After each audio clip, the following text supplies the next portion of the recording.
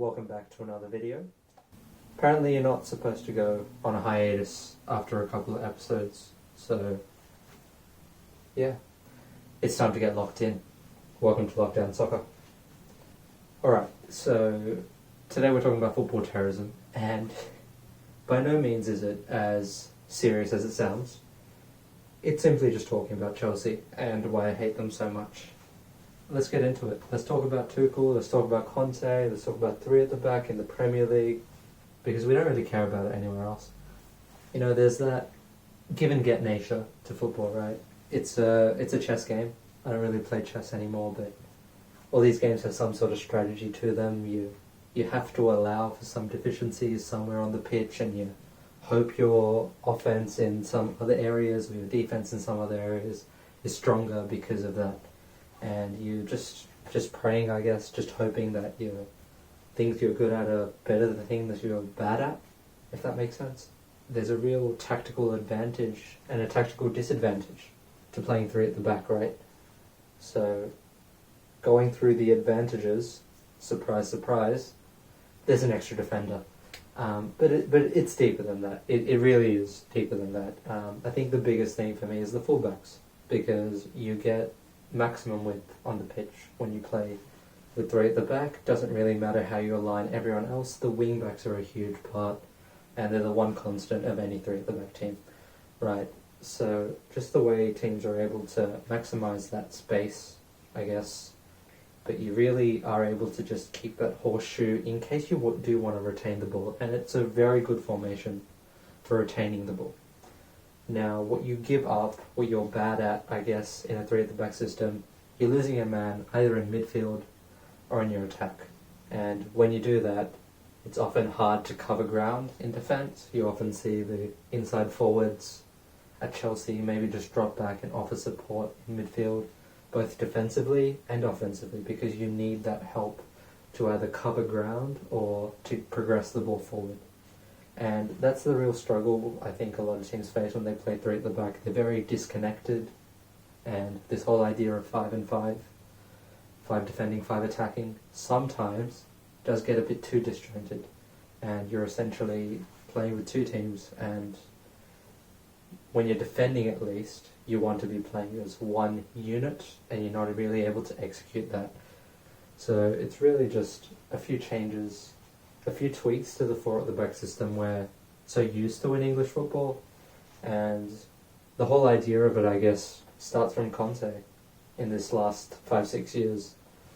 Of course, you've seen Mourinho, you've seen Wenger, you've seen Ferguson, all implement their own strategies in the past, and they've really just had to adapt, and they've forced the innovation over the past 20 years, right? But what you see with Conte in that 16-17 season was quite phenomenal, actually, to see how a new system with a bunch of players who we've seen before. Let's not forget about that. We've seen a lot of those players before, and you weren't talking about Victor Moses, and no one still does talk about Victor Moses. I don't think anyone's ever talked about Victor Moses like that, but you saw a lot of these players that you're used to in really unfamiliar, interesting roles. So starting off with that 16-17 team, I think it did a lot of the things well. And talking about covering up for deficiencies, losing a man in midfield, maybe having a disjointed attack, Eden Hazard and N'Golo Kante, they're a huge step in the right direction to solving those problems. So I think it is about identifying what qualities your players have and finding formation that really suits that, because Conte didn't start with that. It took a few games. It took 3-0 down away to Arsenal, or at home to Arsenal, who knows. It took 3-0 down to Arsenal to actually think, you know what, I'll stick to what I know best as Antonio Conte, which is a three at the back system. And I was scared, man. I was really scared when he came to the Prem, because I was watching Iaccarini, Graziano Pelle, Eder, all these average guys for Italy, just not even ball out, but they looked somewhat unbeatable. And they were unbeatable in that Euros in 2016, because they only lost the one game, and that was in penalties. And for me, obviously, you know how that goes, there's a bit of luck to that. And apart from this Chelsea team you see with Conte, you saw the success he had with a three at the back system in a slightly different way at Inter over the past couple of years. Now, Inter was really exciting for me over the past couple of years. No one really cares about Serie A, I'm sorry. I'm a casual. But just seeing what they're able to do in terms of moving the ball around in those couple of games they had against Barca in that first season was very interesting to see. Just seeing how they were able to use Lukaku, who once again, like Hazard, like CONTE, go a big way in actually making up for some of the deficiencies of a three-at-the-back system. And you see once again Victor Moses. Surprise, surprise. Serial winner, Victor Moses, by the way. And you just start to think, well, it's working well for CONTE, but why aren't more teams playing like this? And why isn't it becoming as popular as I'd say it should be? And I think it comes down to a lot of what managers and what our sort of English system actually views this three-at-the-back system. Think back to all the other big managers in the Premier League. Usually the three-at-the-back system is for one-off games to counteract another team's formation, or usually just to set up more defensively. It's not really used for these reasons, to either keep the ball, as I've seen some Arteta and all these sides occasionally do, but not frequently enough. And it's not really used to utilise their strengths. It's more seen as a defensive measure in the Premier League, which it certainly can be, but it doesn't have to be. And I think that's the whole thing, right? When we talk about football terrorism, we're talking about playing an ugly style of football that gets results. And you know the expectation now at big clubs. It's not just about winning, it's about playing good football. And right now I don't have either at United, and that sucks. But occasionally those two do overlap. Those two should overlap, because in my opinion, winning football, it should be good football to watch. There should be some elements that you're doing right that are appealing as a fan as well. I'm sure there's a lot of grind work that they do off the pitch that's very boring when it comes to a lot of these sides these days. Just the way the game is so meticulous compared to before, in when it was more barbaric. I don't really have a better way to put it, but it was a much more natural game before, and now you're seeing the evolution of it in this stage, where there's so much analysis surrounding the sport, where it seems like at times it is just a chess battle between the managers, and you know it's very different to what it was before. So that's the thing for me, right? Like, just thinking about how it can be done well, and it really intrigued me because I love the idea of Antonio Conte. Now, on the flip side, as I mentioned, three at the back is not executed right by a lot of managers. And when you play three at the back, it's great to have that ball retention, right? But a lot of the times when I've seen it over the past couple of years, it just hasn't been used as incisively as it should. The players, I don't think, are suited at some clubs. You've seen Arsenal and United play it occasionally on and off over the past couple of years under Arteta and Solskjaer. I don't want to bunch those two up because there's a lot of different problems that both managers face. But in saying that, I think you see teams fall into the trap of maybe just holding possession too defensively, and United at least do have that spring to life. They are able to hit you on the counter, and there are actually dribblers and passers in the five-man defence to progress the ball. What you see at Arsenal, and I think it was a lot of it was highlighted in the Brentford game, opening game of the season, and a lot of games before it as well, I'm sure, is you fall into that defensive horseshoe shape, and that's okay if you want to retain the ball. But if there's no penetration at all, and that's essentially what I'd call it, if there's no penetration to your system whatsoever, you're all playing depressing football, and if you don't have that world-class forward that finishes the half chance, or if you don't have that ability to still create the high-quality chances in a low-quantity chance-creating team, I think that's where you're really going to struggle. So, we talked about Arsenal, and we talked about Inter and Chelsea, but let's talk about this new age Chelsea team, Thomas Tuchel, because the opinions you see on the timeline, they're very interesting. It lies somewhere between football terrorist to good manager, and that's a very broad landscape, and we need to actually pinpoint how we feel about this guy. And the Champions League run, I think that's probably the best place to start. Now, over the Champions League run, who are we talking about? We're talking about Atletico, we're talking about Porto, I think, we're talking about Madrid, and we're talking about City. That's 4 big opponents, I'd say. Maybe not Porto. A few of those wins surprised me, especially the Atletico Madrid one. I thought that's where they'd be done straight away. I'd actually get to forget about Chelsea in the Champions League while I watched Europa League football. No reason whatsoever. I just love the Europa League these days, the last few years. Very entertaining football. The shit I have to say, man. But yeah, I thought they'd be done by Atletico, and then they got the Porto draw, obviously, and I sat there just thinking to myself, okay, they're really going to get Liverpool or Madrid, and I thought they can probably take them on their day, but surely not. And they took Madrid, and that was really surprising because I thought Benzema and all his willpower would actually be able to stop it, and it almost did, but of course the system prevailed again, and you got to the final, and Pep decided defensive midfielders don't exist. But yeah, there was a bit of luck to that Champions League run, but they played very well, and they, surprisingly enough, created a lot of high-scoring goal opportunities, shots, I guess. They created a lot of chances, and a lot of that is reflected on the XG, which is essentially just a shot summary of the game, if you'd say, and you see with that there, I think you look at any Champions League run, there is definitely luck, but luck is where quality meets opportunity, so I'm not too stressed about the whole it was a lucky run conversation. I think the biggest surprise was the fact that they didn't really have a great attack, but they were very coordinated in attack. And I say that in saying that people like Werner, people like Mount, Havertz, they didn't really have the output over the season that you'd expect of a Chelsea attack, or at least any sort of top 4 attack. But they were able to make up for that in just the way they were able to keep the ball at times, the shape they held when they were defending. I think a big part of that championship was just being able to defend for longer periods of times than most oppositions, and actually being productive with it without having the star names you'd usually suspect.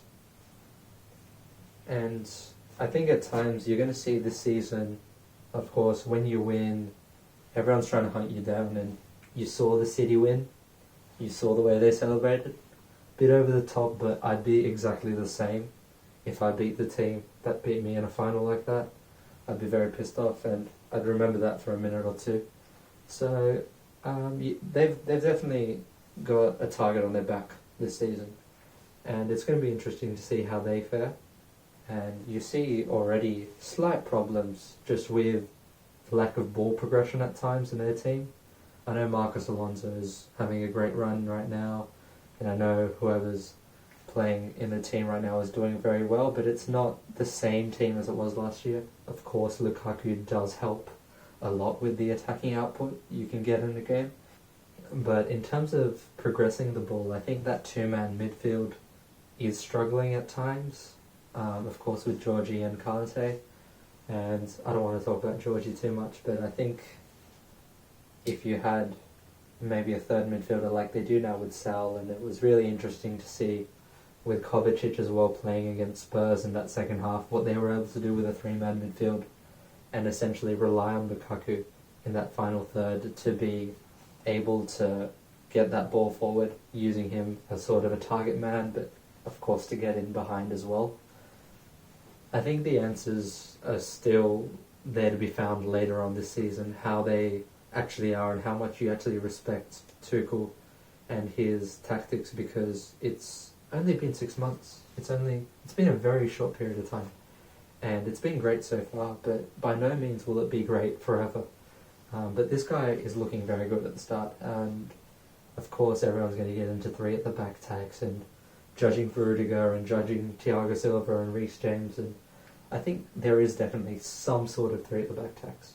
But that's not to say the players don't execute the formation very well.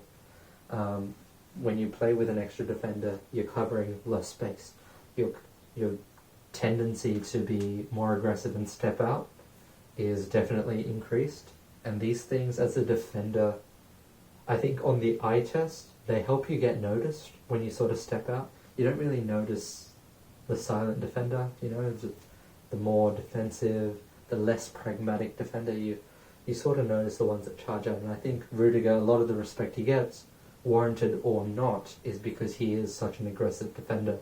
And you look at someone like Thiago Silva, who's also a very good defender in this day and age, at the age of 36, LeBron, and just with that, you see someone who's maybe not as quick to the eye as Rudiger. And when you're judging centre backs, I guess the eye test is very important because defensive numbers are so skewed.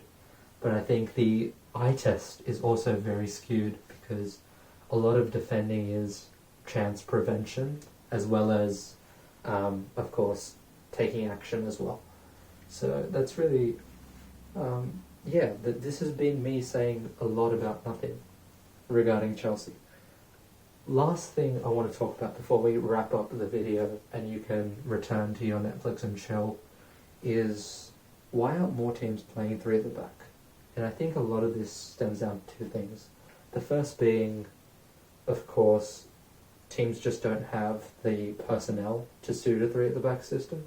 You see a lot of teams maybe try it out if they have a weaker defence per se, but of course they don't have the training or the fundamentals of wing backs to really boost themselves, and a lot of the teams lower down don't have a midfield that can really progress the ball when they play a three at the back system very well. So that's why I think Newcastle, Norwich, all these teams tend to struggle a little bit over the course of the season because they don't seem to be able to use their wing backs as well as the teams at the top, and in general player quality across the whole team is still lower than the top teams. And the other thing for me is I think just this English culture of this specific style that managers have that football should be played, and I don't think that encompasses three at the back systems. You see a lot more modern managers now at least try it out to some extent during games when they play with one of the midfielders in the back three just to get that ball out of the defensive shape and get that ball into midfield and attack. But you don't really see that constantly throughout football at this stage, I think. And I think there is definitely a stigma to playing three at the back as this defensive formation, but when it's done right, I think you've seen now with Conte, with Tuchel, with whoever, that it can be used as not an attacking formation, but a formidable formation to have in your locker. And I think that's where three at the back sort of sits at the moment, right? Managers can pull it out for a game or two if they believe in their players' adaptability, which they definitely should in this day and age, to play maybe one or two different positions or one or two different roles for a team. And it's going to be really interesting to see if more teams actually play it as their go-to system over the coming years. I know I said I only had like two things to say on why teams aren't playing it.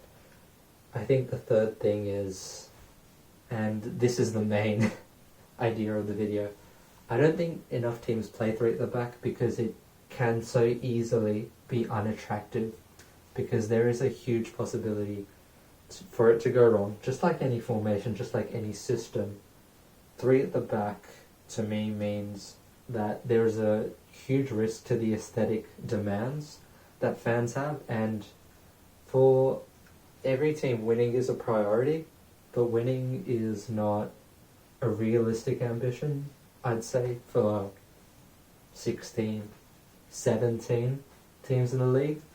So when that happens, you sort of have to decide if you can maybe push results to a certain extent, or are you happy to be lowered down in the table with a more attractive style of football. And that's the question for a lot of Southampton, Burnley, Newcastle, Brighton fans, and you've seen that how each of these clubs goes about it, and you see Brighton maybe use a three at the back to push themselves up the table now, which is rare because you see Newcastle, Norwich and all these other teams not use it so successfully. In saying that, I think the three at the back is very versatile and it doesn't really define how you play. It is exactly, you get out of it what you put into it, so if you want it to be an attacking formation, it can be an attacking formation. The canvas is yours to paint. So, in saying that, this was me just rambling for a bit. Go back to your life, and I'll be rambling again next week. That's it from me. This is Lockdown Soccer. Next week we're talking about Solskjaer. Please bring a box of tissues. It's going to be sad.